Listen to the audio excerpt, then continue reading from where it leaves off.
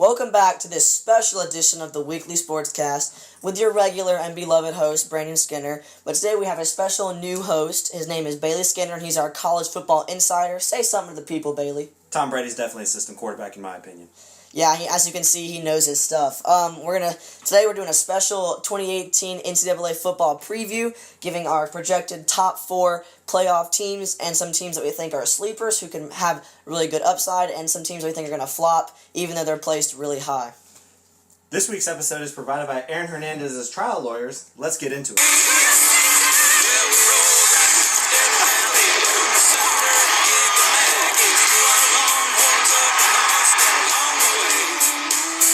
Alright, so we're going to start with our projected top 4 teams this year in college football. And this video was kind of spurred on by the release of ESPN's preseason top 25 teams. And in their top 4, they had like Alabama, Clemson, Ohio State, and Georgia in their top 4. And so we don't exactly agree with that.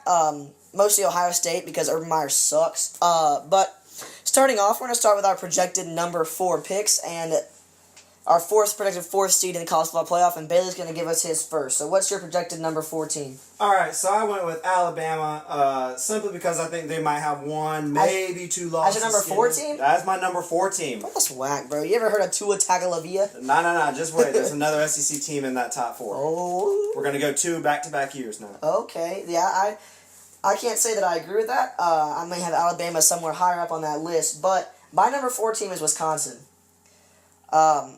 They're not exactly, they're always kind of relevant, but they're always seem to fall short. I mean, either getting blown out 59-0 by chubby Cardale Jones, or what have it. They're always seem to be just on the cusp but never get there. But their linemen are huge. This like the line of cheese. And they're returning all 4 this year, or all 5. Or something like that. All starting lines coming It's back. the line of cheese, and they go crazy on those people. So, I mean, I think they might sneak in there. They're going to get bounced in the first round of the playoffs, but they'll get in there. I think Alex Hornibrook is their quarterback, the left-handed guy. Interesting name. Yeah, interesting. Hornibrook. That's cute. Right. All right. So, I can't see Alabama being the number 4 seed. I think they're going to have one loss. Somewhere along the line, they're going to fall asleep one game against someone stupid like Vanderbilt or something, and they're Mississippi State, and they're going to lose one stupid game, but then they're going to come back and they're going to win, and they're going to go to the playoff higher than that, so that's dumb. Alright, moving on to my number 3 pick. I have my first SEC team on the list, the Georgia Bulldogs. Last year, they went to the college football playoff, and they ended up losing the national championship in a Falcons-like... 2nd and 26. Yeah, a Falcons-like manner to the Alabama Crimson Tide. But they are returning Jake Fromm. A lot of their players are coming back.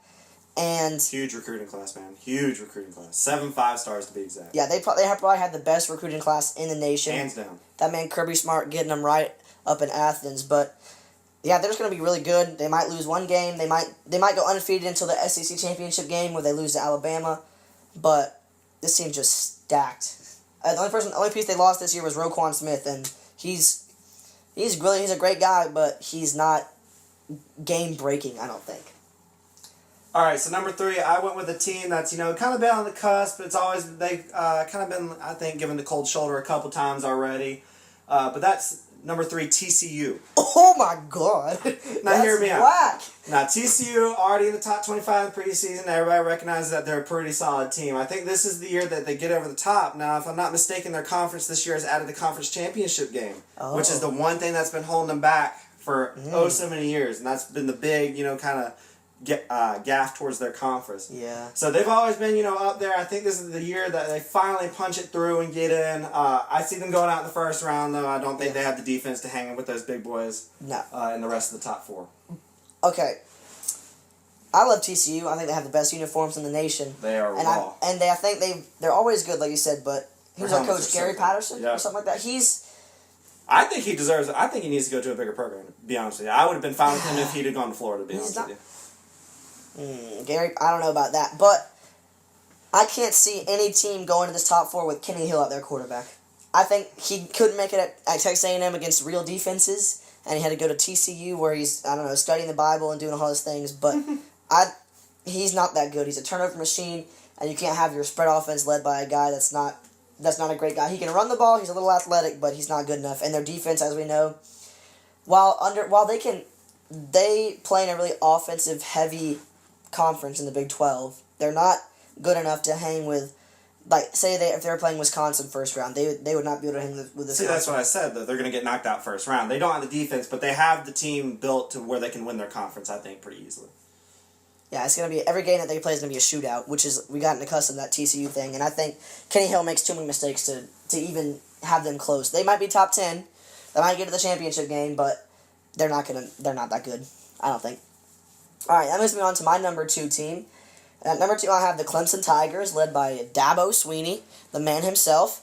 I think that this team, they have, 4 amazing defensive linemen. They're on the cover of one of the Sports Illustrated magazines about the NCAA football. They're just big hosses who are good, and as we know with our Jacksonville Jaguars, a great defensive line goes a long way, and so this team, even though they lost to Sean Watson 2 years ago, they have another good, fast, black quarterback who's coming in there. I don't know what his name is, but he's probably pretty good. And it's actually a white guy. Sunshine? Yeah, Sunshine's in there. Oh, Sunshine. Well, no, the black guy started last year. Oh, yeah, he's still there. He's good, though. He's not going to... Sunshine's better, though.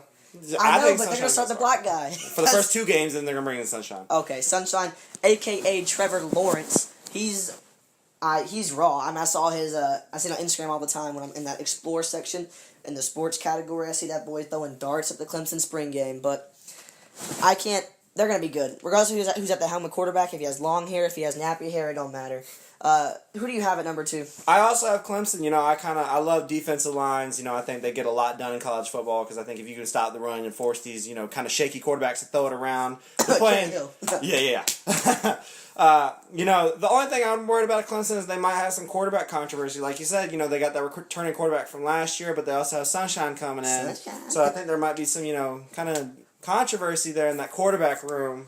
Could lead to their downfall, but I think their defense is just so stacked that they'll be able to carry through. And nobody else in the ACC worries me that much. Even Miami. Miami, I don't think is as good as advertised. I might mention Miami later. Cough. But, yeah, definitely. Clemson's pretty good. They're probably going to go to the championship game again and get rocked by Alabama. But, yeah. I disagree. I think they could hang with Bama this year. Yeah, maybe. The only reason they beat Bama is the only way they beat Bama is with 450 yards total with Sean Watson and 8 touchdowns. Yeah, I think they have the defense though this time to stop them. You can't stop Tua. You can't stop at least slow them down. You can't stop the Hawaiian God. Okay, so we both have them at number 2, which I think is a fair thing for a soft ACC team. But at number 1, you can't deny it. Nick Saban's got that team churning like a locomotive. Alabama, Crimson Tide, number 1. I think there's no way they don't get the number 1 seed. They've been in the college football playoff every year in its existence in the 4 years.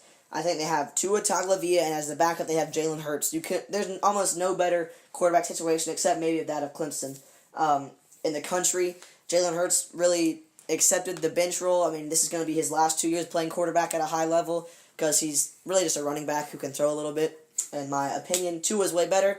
He might win the Heisman this year, so who knows. But Alabama, they have a stacked team. They always have great recruiting. Nick Saban is probably the best coach, maybe the best football coach, period, ever, but definitely the best in college football right now.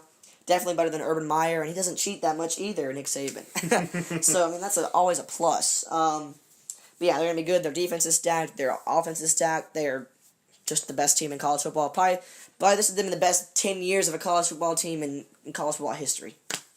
All right, so I went with another SEC team that I think Brian mentioned earlier in his top 4. I went with Georgia simply because if you look at their schedule, they're playing the SEC East, man. That's a bunch of cupcakes, right? It's a bunch of cupcakes, baby. Literally, the number 2 team is South Carolina, and Will Muschamp's coaching that program, so you know how that's going to be. They're going to choke. They're going to get absolutely smacked by Georgia. Georgia, they lost a couple key defenders now, but they got 7 5-stars recruits to make up for all those first-round draft picks they lost. That happens, yes. They have 2, I think, very elite quarterbacks, possibly top 2 in the country, Top 2? I mean, I love their 5-star dude. Justin Fields, is that his Justin Fields is disgusting. He's going to be the next great quarterback in college football, mark my words. Take that to the bank. He's like the next Cam Newton, Tim Tebow. I mean, Is he small or is he big? He's kind of, he's not small. He's not Drew Brees, but he ain't, 6'6" or something like that. But he is mobile as all get out. And I think if you saw the opening that Nike does with all the quarterbacks, he outthrew Trevor Lawrence, who was the number one pocket passing quarterback. He did not sign Sunshine. Yeah, no, he did, bro. He took home that opening trophy over Sunshine, which is purely passing. So, yeah, he's pretty good. And, Georgia always has running backs. So. Oh, no, Swift. DeAndre Swift, oh my God. Let me talk about him for a second. Have you seen Elijah Holyfield's quads? Oh my gosh, they're the size of my freaking, torso. I love DeAndre Swift. Mark my words, he might be a Heisman candidate this year. Say it, mark it down. DeAndre Swift, he was better than Chubb and Michelle last year for Georgia. He might be a Heisman Trophy candidate. I think he's splitting too many reps, to be honest with you. Okay, that's the thing. Maybe he'll split too many reps, but he is wrong. I think if he's the only back, maybe on a Tennessee or Florida team that is hurting for some offense. I think they could get. Okay, whatever. Well, Heisman. Regardless, watch him play. If he doesn't get the numbers to win Heisman, he has the talent and the offensive line. So just mark my words. Mark it down. But take it to the bank. I do think, we both have Georgia and Alabama in the top two because they're going to be, or the top four because they're the best two teams in the nation, I think. Just in two different spots. Pretty much, yeah, two different spots. I think they're the consensus, the top two. So we got 3 of the 4 pretty much the same. Yeah. Except just for different spots. Kenny Hill, whatever. Yeah. All right, so now we're going to move on from our top 4 playoff teams to teams that we think are kind of sleepers, teams that are outside maybe the top 10 or the top 5 or whatever the rankings are, but think that we can make some noise this year if things fall their way. And I'm going to start number 1 off. I'm going with Penn State. I know they lost Saquon Barkley in the draft this year. I know he was a big part of their offense, but Trace McSorley, I think he's a gunslinger, a Brett Favre-esque quarterback. May not be as talented or as big or anything, but he is dynamic. They'll probably have another, I'm not super knowledgeable on those soft Big Ten teams, but I think that they'll probably have some running back they have. I love James Franklin, I think, is their coach. Mm-hmm. And I've loved him. Vandy. I've loved him, since his Vanderbilt days. And I think this team can make some noise, definitely. Especially with a dilapidated Ohio State team with coaching controversy, touching women, beating women, all that stuff. It does not bode well for Ohio State, who's been the powerhouse in that conference for however long. And if Wisconsin slips up or if one of their offensive linemen goes down, I think Penn State could sneak in there and maybe make a case for the playoffs. All right, so I went with a Pac-12 team, Stanford. Pac-12 kind of soft this year, so Stanford kind of has an easy road. Well, they're soft every year. Let's be real. Oh, let's be real. SEC super race. Yeah. Stanford has Bryce Love returning Heisman candidate. Bryce Love is raw. I don't know how he's going to translate to NFL, but in college he's eating it out there. Stanford really doesn't play a whole lot of teams in their conference. The only teams that I'm worried about for them is they play USC, of course, top 25 team, but I think they lost Sam Darnold. Yeah, Sam Darnold. They're probably not going to be any good. They play Notre Dame, who is supposed to be pretty good, but every year that Notre Dame's hyped up, they fall off. Notre Dame sucks. Brian Kelly is a choke artist. And then you got Washington, who is the only way Notre Dame can be any sort of successful is if Manti Te'o's fake girlfriend returns. Yeah. Oh, man, if she comes back, it's over. They'll be lighting them up. Oh, my God. They'll be killing eHarmony, baby. Yeah. Oh, my God. Yeah, but, nobody really scares me on Stanford's schedule looking at it. I think a trap game could be Utah because, Utah was pretty hot last year at some point. But I think if Stanford can get a couple balls to bounce their way, they could, turn out, one loss. I think Stanford team could probably get in if they win the Pac-12. One loss Pac-12 champion. Yeah, one loss Pac-12 champion. As long as they beat, their big teams that they play, I think they'll be in. Stanford was actually my second sleeper team. I love Bryce Love's game. I think he backed up Christian McCaffrey, so a lot of people kind of overlooked him in these past couple years, but he is dynamic as they come. He's another Heisman candidate who, if things pan out, if he stays healthy and if he does his stuff, he will be in the Heisman race for sure. And if they ride him and they ride whoever their white quarterback is, that they have, Stanford's always a solid, well-coached team, and so I'm excited. And they play in a weak conference at a time when Oregon is on a downhill trend as of recently, a time where Utah is not great, a time where USC just lost their first-round talent quarterback, and a time where Washington still has quarterback controversy with Jacob Eason and Jake Browning. I don't think there's any controversy. I just think, it's like Jake Browning doesn't scare me. Okay, well, Washington lost a lot of key players. They lost that big Hawaiian dude in the draft this year. Didn't he blow out his ACL the other day in training camp? Or he got carted off with something the other day? Probably he tangled his hair or something. Who's your second sleeper team? All right, I went with West Virginia. They have another Heisman candidate, Will Greer. I love Will Greer, even though he left Florida hanging. I don't know if exactly it's his fault. But if you look at Will Greer, he is an absolute stud. He really fits the mountain man look. Oh, yeah, with that hair and beard. Man. He looks like Troy from Troy. Yeah, from Troy. He could have been on the ark with Moses. Noah or something like that. But West Virginia, that high-powered offense, I think they can kind of catch up on some teams. They don't really play a extremely tough schedule. Yeah. But I think having an elite quarterback in college football can overcome a lot of inefficiencies elsewhere. I don't know about Pac-12 team or not Pac-12. Excuse me, Big 12 teams. Big 12 teams always scare me just because it's a soft conference. And every conference except the Big 10 and this SEC is pretty much soft. They have maybe one or two good teams, but I don't know. I love Will Grier. I think he can carry them to a lot, but the only thing that scares me is I think that their defense is probably not the greatest. And they get used to playing Will Grier. It's a culture change when you go from playing a Big 12 defense to maybe in the playoff if they get there playing an Alabama or a Clemson or a Georgia defense. I'm not saying they're going to win. I'm saying they're going to make it. That's what I thought we meant by sleeper team. But. Oh, I'm just saying. I got you. All right, so that's the sleepers. Now we're going to move on to two teams or several teams that we think could be busts. Teams that we think are highly rated in the ESPN thing and teams that we think can choke this year. And I'm going to start it off. And my first one is the Miami Hurricanes. You saw last year was like a breakout year for them, and they won 9 or 10 games, something to that extent, and they were lost the last 3 though. Almost the ACC champions, and they are a textbook Mark Richt team. I've watched Georgia football for a long time when he was there, and he won 10 games every season, but he always was 10-0 and then lost the 2 last games, or they always could never win the SEC. Never finish it out. Never could finish it out. He is the master of being a choke artist, and it showed that Miami Hurricanes team even in their first season. That's why I think that's going to happen again. I think they're going to look great all season. They'll probably be the number 1 seed for most of the season in the college football playoff, and then they're going to lose like the last game to Clemson and then the ACC championship game or something stupid like that, and they're going to drop way off, and then they'll lose their bowl game. So just look out for that. Don't say I called it, but don't quote me, don't at me, but it's going to happen. So who do you have, Bailey? All right, I went with Oklahoma. A lot of people are still pretty high on Oklahoma, but they lost Baker Mayfield, Mark Andrews, their big tight end, who I'd love the Jaguars to pick up. Yeah. But that didn't happen. Lost a ton of other players, too. Losing a Heisman-winning quarterback is really tough to come back from. I mean, look at Florida. It's taken over a decade, and we still have nobody close to Tim Tebow. We lost Cam Newton. Will Grier. Yeah, okay, sure. But I think, Kyler Murray has his head in another place. He was drafted in the first round of the MLB draft this year. Put that on hold after this season. He's going to go pursue that after this football season. So I don't know how much invested he is. He already has millions waiting on him. So how much does he really care about the Oklahoma program? Is he really going to put his body on the line to make the plays that he has to make? I don't know. And I just think it's going to be really hard to change quarterbacks. Knowing that personally from high school experience, change quarterbacks can kind of lead to a rough start because you don't have that chemistry with them. I know, even as a quarterback as raw as Latarian Moore, it's hard to change to a guy like that. Yeah. But I agree with this Oklahoma thing. I think that turnover with quarterback is hard, and their defense was never super amazing. I mean, in the Rose Bowl last year when they played against Georgia, it was like 43-42 or something, like ridiculous. 3 overtimes, and no one could stop each other.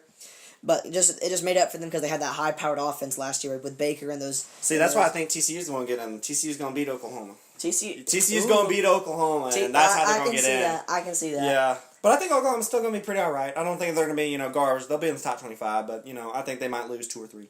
Yeah, I agree with that. This moves us on to our last sleeper team, or bust teams, actually, and mine's Notre Dame. Point blank, are they in the ACC? Are they not? Who really knows? I think that this team, they're always hyped up. They're always so amazing. Manti Te'o, whatever. And they always choke. As happens, Brian Kelly is a big, fat goober. And they went to the championship game one time and they got blown out by Alabama. And that was not even a great Alabama team, to be honest. No, they were not that good. Yeah. They got blown out. And I think this year, they were supposed to be great last year. They went like 9-3 or 9-4. Well, that's what you get for playing Air Force because you're an independent. Yeah, you play Air Force every week, and that's what you're going to get. You're going to get smacked by a real team. Yeah, they're not super convincing. They need to pick whether they're going to be in the ACC or not. I mean, they had freaking Deshaun Kaiser as their quarterback. The dude that went to FSU is, I think his last name is Goldman or something like that. Something like Garbage. That. Garbage. The dude that went to Florida. Who's the Florida? I don't even know him. Malik Zaire. Yeah, Malik Zaire. Garbage. Not even going to make the Jaguars practice squad. Thank you very much. Yeah, they're just not a great team. They always choke. Everyone was super high on them last year. Every year they're hyped up, man. They fall off. They fall off. They'll start off like 7-1, and they'll be like, "Oh, Notre Dame's coming for them." And it's 7-4 at the end of the year. Yeah, 7-4. They're not very good. And so I'm not looking to see them do much this year. I always think they'll go 9-3 and then lose the bowl game to some better SEC team or something like that. UCF. Lose to UCF. Yeah. Something weird like Orange that. Did you have Notre Dame as your bust team too? No, I didn't. I had one of your sleeper teams actually, Penn State. Woo-wee.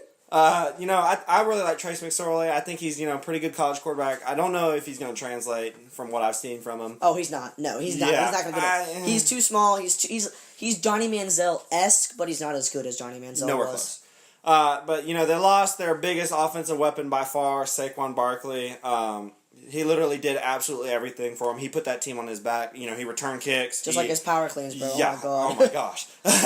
He returned kicks for touchdowns. He ran the ball for touchdowns. He caught the ball for touchdowns. He hurdled like 2 guys at one time. It's ridiculous.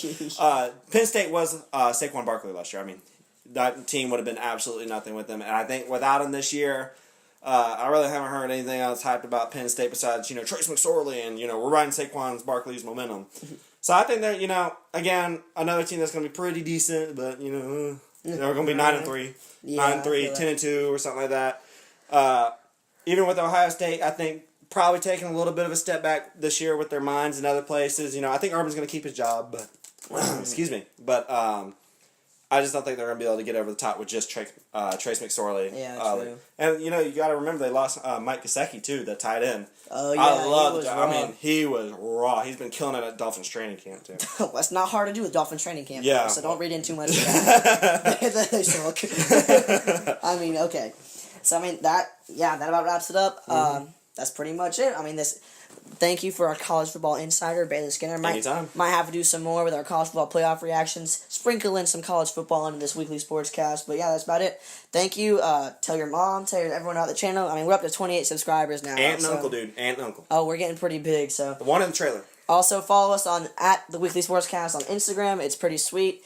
Even today, I posted a poll about is Tom Brady a system quarterback? Yeah, I voted yes. So I did too. Yeah, that's about it. Thank God for listening, and we'll catch you on the next one. See you.